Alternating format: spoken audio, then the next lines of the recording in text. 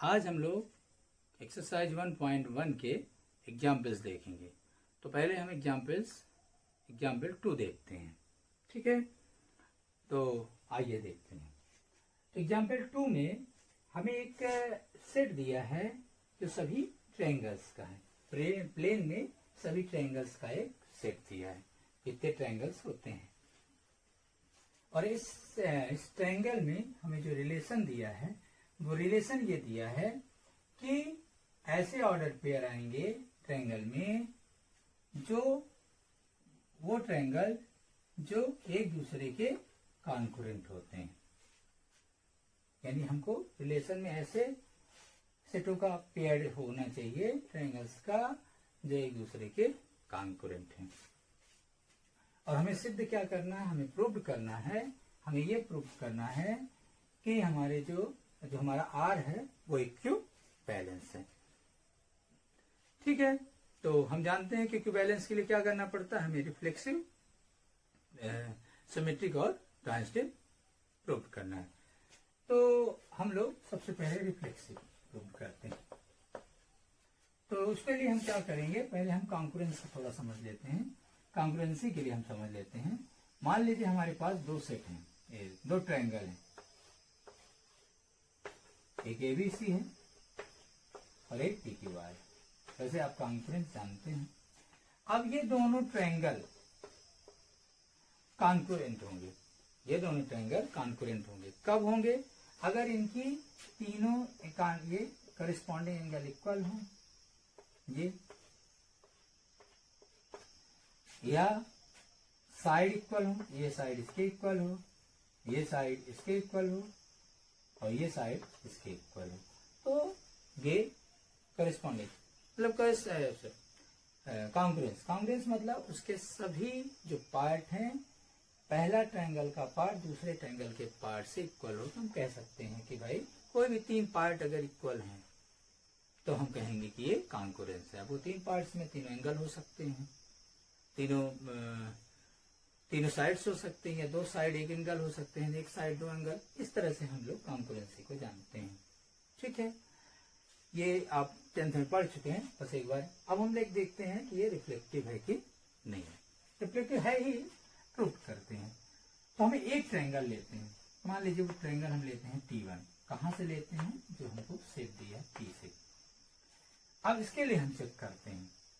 अब आप बताइए, एक ट्रायंगल है हमारे पास T1 और एक ट्रायंगल और इसी का डबलेट कर देते हैं T1 है। अब ये दोनों T1 है। आप बताइए दोनों के एक साइड एक एंगल इक्वल होंगे कि नहीं होंगे? बिल्कुल होंगे। इनके एंगल भी इक्वल होंगे, इनकी साइड भी इक्वल होंगे, यानी ये आपस में क्या होंगे, कॉन्करेंट होंगे। तो इसका मतलब है कि जो T1 है वो स्वयं के कॉन्करेंट होगा। और अगर ये कॉन्करेंट होगा इसका मतलब T1 और T2 कहाँ होंगे, R में होंगे। और अगर ये R में होंगे तो इसका मतलब R जो है हमारा रिफ्लेक्सिव भी होगा। ये हो गया आपका रिफ्लेक्सिव। इसके बाद हम लोग देखते हैं सिमेट्रिक। सिमेट्रिक के लिए क्या करते हैं, दो ऐसे हम ट्रायंगल लेते हैं, मान लीजिए हम T1 और T2 ले लिए। इस तरह ले लिए कि ये पेयर R में हो। ये पहले से दोनों पेयर हमारे R में होने चाहिए।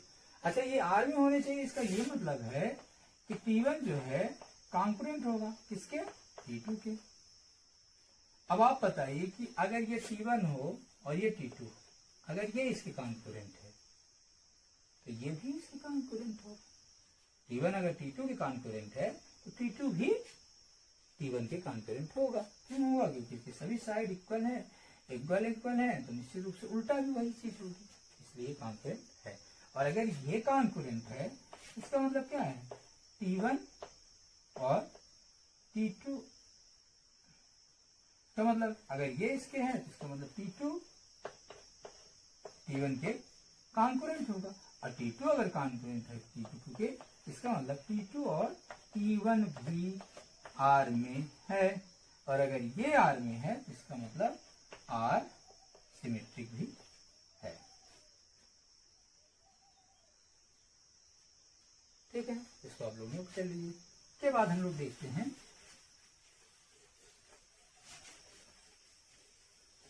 ट्रांसटिव। ट्रांसटिव देखते हैं। तो ट्रांसटिव के लिए हम 3 ट्रायंगल लेते हैं।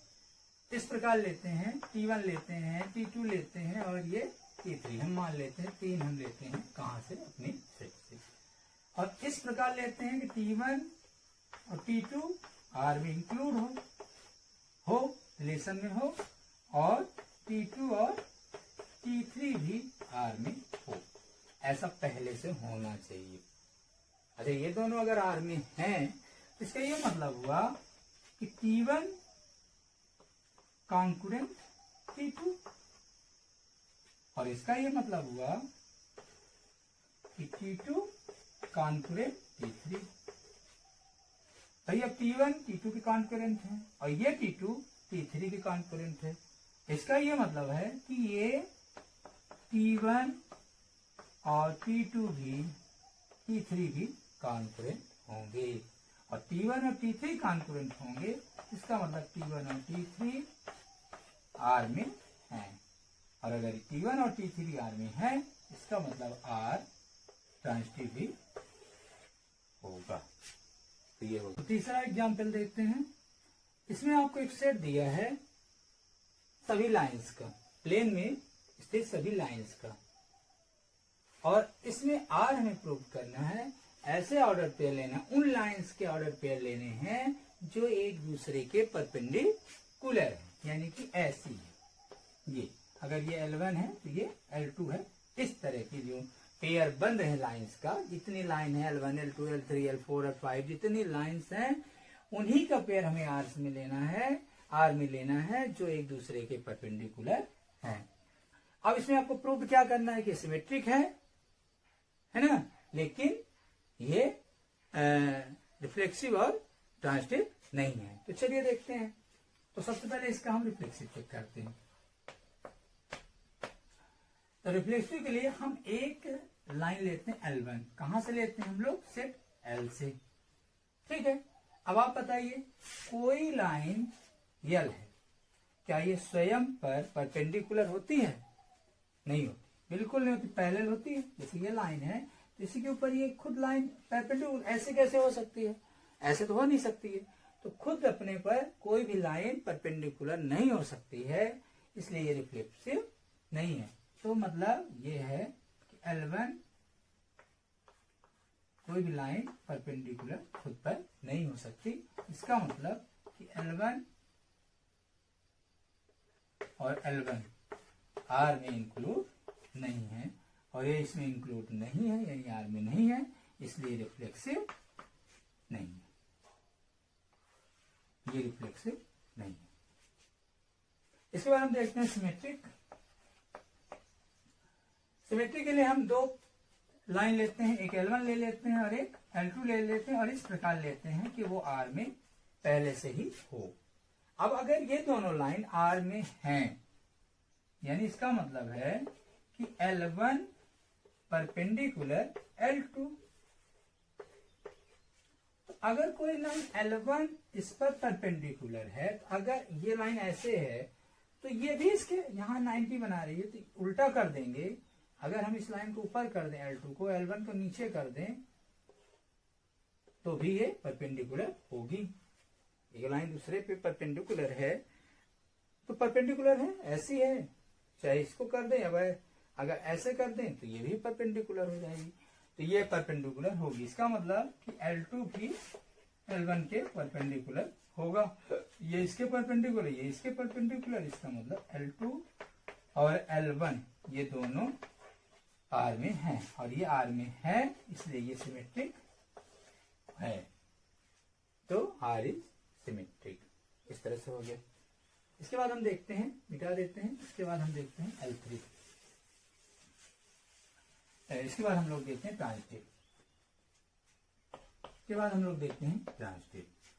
अब इस बार हम 3 लाइन लेते हैं, एक L1 लेते हैं, एक L2 लेते हैं और एक L3 लेते हैं। कहां से लेते हैं? सेट L से। अब हम देखते हैं कि ये ट्रांसटिव है कि नहीं है। तो देखिएगा, पहले समझ लीजिए, एक L1 लाइन है, ठीक है, एक L2 लाइन है जो परपेंडिकुलर है।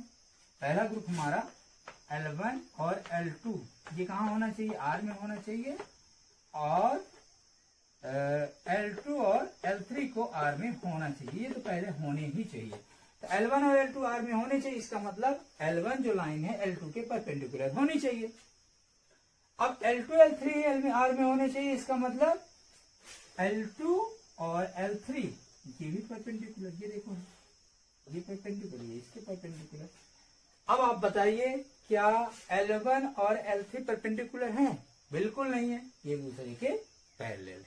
तो हम देख रहे हैं, ऐसे फिगर भी बना सकते हैं आप, तो आप बता सकते हैं L1 और L3 परपेंडिकुलर नहीं है। तो हम क्या देखते हैं कि L1 और L3 जो है वो R में इंक्लूड नहीं है, इसलिए हमारा रिलेशन ट्रांजिटिव नहीं है, इसलिए ट्रांजिटिव नहीं है। हाँ, तो एग्जाम्पल 4 देखते हैं। इसमें आपको एक सेट दिया है, मान ली 1 2 3, मान लेते ये सेट ए है, और इस ए सेट में एक रिलेशन दिया है जो आपके स्क्रीन पे है 1 1 2 2 3 3 1 2 2 3। अब आपको ये प्रूव करना है कि ये रिफ्लेक्सिव तो है लेकिन सिमेट्रिक और ट्रांजिटिव नहीं है। तो ये तो बहुत इजी क्वेश्चन है, ऐसे जल्दी जल्दी हम देख लेते हैं। पहले रिफ्लेक्सिव देखते हैं। तो हमारे पास 3 एलिमेंट्स हैं 1 2 3 सेट ए में। हम इन देखते हैं सबका डबलेट है कि नहीं। तो हम यहाँ देख रहे हैं सबका डबलेट, 1 का भी डबलेट, 2 का भी डबलेट और 3 का भी डबलेट है, इसलिए ये रिफ्लेक्सिव है। तो लिख देंगे कि ए लेते हैं कहां से, ए से, फॉर ऑल ए। इसका के लिए हम देखते हैं ए और ए किसमें है, आर में है, इसलिए ये रिफ्लेक्सिव है। इसके बाद हम देखते हैं सिमेट्रिक। तो सिमेट्रिक के लिए आप देखते हैं कि यहां पे जब नहीं हो तो यही एग्जाम्पल ले लेना। अब ले लो 1 2 ले लो जो आर में है। अब देखो क्या 2 1 भी आर में है, हम देख रहे हैं 2 1 आर में नहीं है, इसलिए ये सिमेट्रिक नहीं है। इसके बाद है हमारा ट्रांजिटिव। ट्रांजिटिव के लिए पहले 2 पेयर हमारे पास होने चाहिए। तो हम 2 पेयर लेते हैं, मान लो 1 2 ले लिए एक पेयर आर में, और 2 से स्टार्ट होने वाला यानी 2 और 3 ले लिए हम आर में। ये दोनों पेयर ऑर्डर पेयर हमने ले लिए आर में। अब हम देखते हैं 1 और 3। हम देख रहे हैं कि 1 और 3 ये आर में नहीं है, इसलिए हमारा जो रिलेशन आर है वो ट्रांजिटिव नहीं है, ट्रांजिटिव नहीं। हम एग्जाम्पल 5 देखते हैं। इसमें हमको एक रिलेशन दिया है ए बी, और वो रिलेशन कैसा है, ये ऑर्डर पेयर कैसा है कि जो ए और बी का डिफरेंस है वो 2 से डिवाइड होना चाहिए। ए और माइनस ए और बी का जो डिफरेंस है वो 2 से डिवाइड होना चाहिए।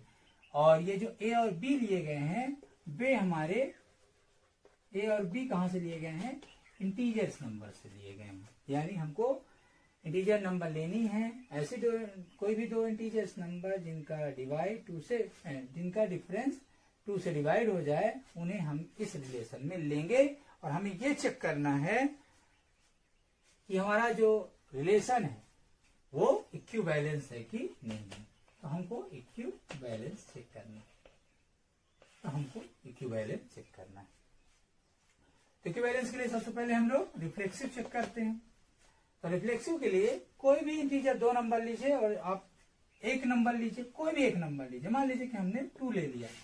अब 2 में 2 ही माइनस करेंगे क्योंकि डबलेट बनाना है, तो 2 में 2 माइनस करेंगे तो क्या आएगा, 0 आएगा। हम माइनस वाले ले लेते हैं, 3 ले लेते हैं और एक और -3 लेते हैं, फिर इन दोनों का डिफरेंस निकालते हैं। तो हम देखते हैं ये भी -3 और ये +3, ये भी 0 हो जाता है। माने अगर हम कैसी भी इंटीजर्स लें और उसी का डिफरेंस निकालें तो हर बार हमें क्या प्राप्त होता है, 0 प्राप्त होता है। इसका ये मतलब है ये 2 से डिवाइड हो रही है, यानी ये रिफ्लेक्सिव है। लिखना कैसे है, कोई भी फॉर ऑल ए ले लेते हैं सेट जेड से, और हम देखते हैं कि इसका डबलेट या इसी का क्या कहते हैं, a माइनस ए कितना होता है, 0 होता है, which is divide by 2। a minus A 0 which is divide by 2, यानी कि ए और ए आर में है। ये प्रूव हो गया हमारा कि ये रिफ्लेक्सिव है। अब हम सिमेट्रिक देखते हैं। सिमेट्रिक के लिए हम कोई भी दो इंटीजर्स लेते हैं। हम इस बार सेम भी ले सकते हैं, बिना सेम भी ले सकते हैं। तो हम अदर्स लेते हैं, कोई भी दो इंटीजर्स लेते हैं और उसका पहला जो ऑर्डर पेयर है वो आर में होना चाहिए। आर में होना चाहिए मतलब जैसे मान लीजिए, आप समझिए इस बात को कि मान लीजिए हमने दो नंबर्स लिए, मान लीजिए हमने लिया 5 और 3 लिया, ठीक है। दो ऐसे लेना है जिनमें 2 का डिवाइड हो जाए। तो हमने 5 और 3 लिया, 5 में डिफरेंस किया तो कितना आया, 2 आया। 2 से डिवाइड हो रहा है। अब हम उल्टा कर देते हैं इसको, 3 - 5 करते हैं। 3 - 5 में हम देख रहे हैं -2 आ रहा है, तो -2 भी तो 2 से डिवाइड हो रहा है। तो इसका सीधा उल्टा दोनों डिवाइड हो जाएगा। कोई भी नंबर आप लेके देखो हो जाएगा। बस इसको लिख देते हैं कि अगर हम दो नंबर लेते हैं, ए भी लेते हैं, लेकिन वो आर में होना चाहिए। जब आर में होना चाहिए इसका मतलब a - b जो आएगा वो मान लीजिए कि हम n आता है, और n क्या होगा, n which is divide by 2, ये डिवाइड होना चाहिए। अब इसका उल्टा करेंगे, b - a क्या होगा, पहले बार अगर माइनस करने से पॉजिटिव आई है तो दूसरी उसी को उल्टा माइनस करने से निगेटिव आ जाएगा, बस नंबर ने। लेकिन ये 2 से डिवाइड होगी, ये 2 से डिवाइड होगी, तो 2 से डिवाइड हो रही है। तो इसका मतलब क्या हुआ कि B और A B आर में इंक्लूड होगा। तो ए भी होगा, बी ए भी होगा। इस तरह से ये प्रूव हो गया कि ये सिमेट्रिक भी है। ठीक है, अब हम ये प्रूव कर दें कि ये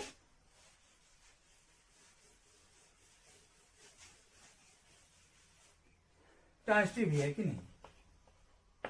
तो ट्रांजिटिव के लिए हम लोग पहले 3 नंबर्स लेते हैं, 3 इंटीजर लेंगे, और वो तीनों इंटीजर में तो ऐसे पेयर लेंगे जो हमारे रिलेशन को मानते होंगे। तो मान लीजिए हमने ले लिया ऐसे, पहले अंदाजा लगाते हैं, ठीक है, लिखना हम बता देते हैं। कोई भी पेयर ले लीजिए आप जो पहले से ऑर्डर पेयर जो हमारे रिलेशन में हो। जैसे हमने 5 लिया था तो 5 में 3 माइनस किया था, 2 आया था, ये 2 से डिवाइड हो रहा है। अब हम 3 से स्टार्ट होने वाला कोई ले लें, 3 - 1 ले लें, तो ये भी 2 ही आएगा और ये भी 2 से डिवाइड हो रहा है। अब हम कौन सा लेंगे, 5 - 1, तो 5 - 1 लेते हैं, 4 लेते हैं, ये भी 2 से डिवाइड हो रहा है। तो हम देख रहे हैं कि हमारी जो नंबर है वो ट्रांजिटिव, हमारा जो रिलेशन है वो ट्रांजिटिव हो रहा है इन नंबर्स के लिए। बस इसी को शो करना है। तो हम इसे इस तरह से लिखेंगे कि हम पहला ग्रुप लेते हैं ABC, हम लेते हैं 3 ठो, हम लेते हैं कि यहाँ से इंटीजर लेते हैं 3 ठो, और इंटीजर में पहला जो हमारा इंटीजर AB है वो और BC ये तो आर में होना चाहिए। जब ये दोनों आर में है तो इसका मतलब है कि A - B, ठीक है, ये जो है 2 से डिवाइड होगा। मान लो यहाँ पे जो नंबर A - B करेंगे, यहाँ मान लो कि यम आया, माइनस करने से पक्का है वो 2 से डिवाइड होगी, यानी 2 के मल्टीपल में आएगी, यानी 2 से ये डिवाइड होगी। 2 लिखने का मतलब यहाँ जो भी नंबर आ रही है वो 2 से डिवाइड हो रही है। इसी तरह इसको लेंगे B - C, यहाँ जो नंबर आएगी इससे वो भी 2 से डिवाइड होगी, मान लेते हैं वो 2n है, यानी A - B भी 2 से डिवाइड हो रहा है, B - C भी 2 से डिवाइड, क्योंकि हमने ये ऐसा पेयर लिया है जो दोनों आर में हैं। अब हम देखते हैं, इन दोनों को ऐड कर देते हैं, A - B plus B - C। अब इसको ऐड करते हैं तो 2m A प्लस 2n ये ले लिया हमने। यहां से B भी कैंसिल, यहाँ आ गया आपका A - C, और यहाँ आ गया 2 कॉमन ले लें तो m प्लस n आ गया। अब A - C यानी पहले और अंतिम जो नंबर उनका डिफरेंस देखिए 2 आ रहा है इसमें, यहाँ जो भी आएगा लेकिन उसका मल्टीपल 2 रहेगा।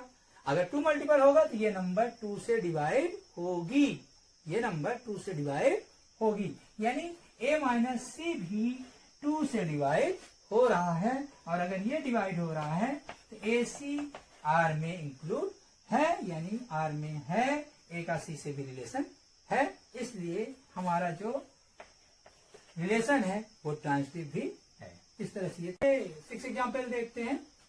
इसमें एक सेट दिया है आपको 1 से लेके 7 तक एक सेट दिया है, और इसमें आपको रिलेशन दिया है कि जो ए और बी है, जो ऑर्डर पेयर लिए ए और बी, उनका रिलेशन क्या है आपस में, या तो दोनों ओड होने चाहिए या तो दोनों इवन होने चाहिए, या तो दोनों ओड होने चाहिए या दोनों इवन होने चाहिए। ऐसा हमें रिलेशन यहाँ पे लेना है इन सेट से। इस ए सेट से हमें ऐसे ऑर्डर पेयर यहाँ पे लेने हैं यार, जो या तो ऑड हो या तो इवन हो। तो हम लोग क्या करते हैं, हाँ तो हमें ये शो करना है कि ये इक्विवेलेंस है। तो इसको इक्विवेलेंस सेट करने से पहले हम लोग पहले इसको आर को लिख लेते हैं। हम इसको पहले हम रोस्टर रूप में लिख लेते हैं। रोस्टर रूप में हम लोग लिखते हैं कौन कौन से ऑर्डर पेयर आएंगे। ऐसे ऑर्डर पेयर आएंगे इनसे 1 से लेके 7 तक में, जो क्या हो, या तो ओडे ओड आएंगे या तो इवन आएंगे। ओड और इवन नहीं आएंगे। जैसे हम समझाते हैं आपको, 1 लिए हैं तो 1 के साथ 2 नहीं आएगा, 1 के साथ 1 ही आएगा क्योंकि दोनों ओड हैं। 1 के साथ 3 आएगा, ये दोनों ओड हैं। 1 के साथ 5 आएगा, ये भी दोनों ओड हैं। 1 के साथ 7 आएगा, ये दोनों भी ओड हैं। इसी तरह 2 के साथ चलते हैं। 2 के साथ 2 ही आएगा, दोनों इवन है। 2 के साथ 4 आएगा, दोनों इवन है। 2 के साथ 6 आएगा, दोनों इवन है। 2 के साथ 7 नहीं आएगा। अब 3 के साथ लेते हैं तो 3 के साथ 1 आएगा क्योंकि दोनों ओड हैं। 3 के साथ 3 आएगा, दोनों ओड हैं। 3 के साथ 5 आएगा, दोनों ओड हैं।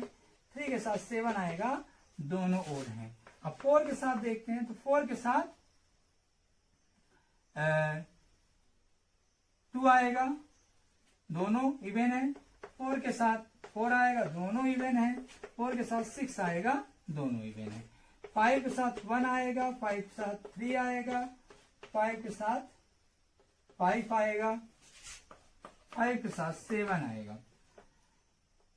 6 के साथ 2 आएगा, 6 के साथ 4 आएगा और 6 के साथ 6 आएगा।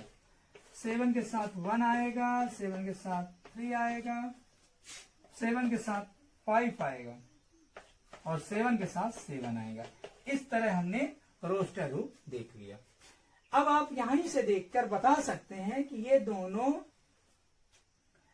मापी इक्विवेलेंस है कि नहीं। तो इक्विवेलेंस के लिए हमें क्या करना होगा, सबसे पहले हमें देखना होगा कि ये रिफ्लेक्सिव, ट्रांजिटिव और सिमेट्रिक है कि नहीं है। तो हम यहां से देख लेते हैं। तो पहले हमारे पास 7 यहाँ एलिमेंट्स हैं, सबका डबलेट होना चाहिए। तो देखो भाई 1 का भी डबलेट है, 2 का भी डबलेट है, 3 का भी डबलेट है, 4 का भी डबलेट है, 5 का भी डबलेट है और 6 का भी डबलेट है और 7 का भी डबलेट है। इसका मतलब ये रिफ्लेक्सिव है। बस आप यहां दिखा देना कि ए है ना, belongs to R, so R is reflexive. ठीक है। इसके बाद आपका सिमेट्रिक देखते हैं। तो सिमेट्रिक के लिए कोई भी पेयर ले लो आप भैया। 1 3 ले लो तो देखो 3 1 है इसमें, हाँ है। अब 1 5 ले लो तो 5 1 भी है। आप कोई भी पेयर देखो, सब इसमें उल्टा भी है, इसका उल्टा भी इसमें है। तो मतलब कोई भी एक पेयर लो, उसका उल्टा भी इसमें इंक्लूड है, इसलिए ये रिफ्लेक्सिव सिमेट्रिक भी है। इसके बाद चौथा है ट्रांजिटिव। देख लेते हैं आपका ट्रांजिटिव। अब ट्रांजिटिव में 2 ग्रुप लेते हैं। जैसे मान लीजिए हमने 1 3 ले लिया, क्या लिया, 1 और 3 ले लिया, ये आर में होना चाहिए। एक ले लिया जो 3 से स्टार्ट हो, यानी 3 और जो कहे हैं वो ले लो 3 के साथ। यहां से लेके बहुत सारा स्टार्ट, हम 3 5 ले लेते हैं। तो मान लो 3 5 हमने लिया, ये 2 हमने ऑर्डर पेयर लिए। अब हम ये चेक कर लें कि 1 और 5 क्या ये है, 1 और 5 भी है, इसलिए ट्रांजिटिव भी है। तो आप इस तरह से भी शो कर सकते हैं, दिखा सकते हैं। तो ये दोनों है, सर ये तीनों रिफ्लेक्सिव, सिमेट्रिक और ट्रांजिटिव तीनों है, इसलिए ये हमारा रिलेशन इक्विवेलेंस है। पार्ट 2 देखते हैं। इसमें आपको कह रहा है कि एक जो सेट है ये 1 3 5 7, ये एक दूसरे से रिलेट है कि करते हैं कि नहीं। 1 3 5 7 क्या एक दूसरे से रिलेट करते हैं कि नहीं? बिल्कुल करते हैं, क्योंकि अगर इनका ऑर्डर पेयर बनाए तो 1 1 बनेगा, 1 3 बनेगा, 1 5 बनेगा, दोनों ऑड नंबर बनेगी, यानी ऑड बनती जाएंगी, यानी हमारे रिलेशन को मान रहा है, इसलिए ये एक दूसरे को रिलेट करते हैं। दूसरा दिया है 2 4 6, क्या ये एक दूसरे को रिलेट करते हैं? क्या ये एक दूसरे को रिलेट करते हैं? ये भी दोनों करते हैं। अगर इसका ये बने ऑर्डर पेयर, ये बने या ये बने, ये सारे ऑर्डर पेयर, ये ऑर्डर पेयर एक दूसरे को रिलेट करते हैं। क्यों? क्योंकि 2 और 2 और इवन बनेगी, 4 2 भी इवन बनेगी, 6 भी इवन बनेगी, इसलिए ये एक दूसरे को रिलेट करते हैं। तीसरा कह रहा है कि 1 3 5 7 और ये 2 4 6 क्या एक दूसरे को रिलेट करते हैं? तो बिल्कुल नहीं करते, क्योंकि अगर हम 1 से 2 का पेयर बनाएंगे तो ये दोनों ऑड नहीं होंगे। अगर 1 का फोर्स बनाएंगे तो भी ऑड नहीं होंगे, 3 से बनाएंगे तब भी ऑड नहीं होंगे, ना तो ऑड होंगे ना तो इवन आएंगे, इसलिए ये एक दूसरे को रिलेट नहीं करते।